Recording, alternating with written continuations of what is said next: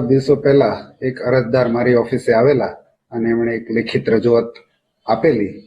એ રજૂઆત જોતા એમનું બેંક એકાઉન્ટ એસઓજી શાખા જુનાગઢ દ્વારા ફ્રીઝ કરવામાં આવેલું અને એ ફ્રીઝ કરેલા એકાઉન્ટની માહિતી અને એમની બેંક દ્વારા આપવામાં આવેલી.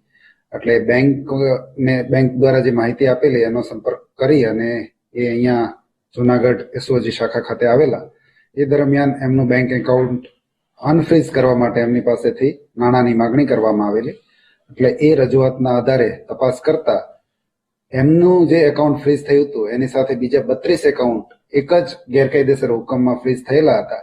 એટલે પ્રાથમિક દ્રષ્ટિએ જ આ ગુનાહિત કૃત્ય હોવાનું જણાતા તાત્કાલિક બંને એમાં જે સંડોવાયેલા હતા એએસઆઈ દીપક જાની અને એસઓજીના પીઆઈ ગોહિલ બંનેને તાત્કાલિક સસ્પેન્ડ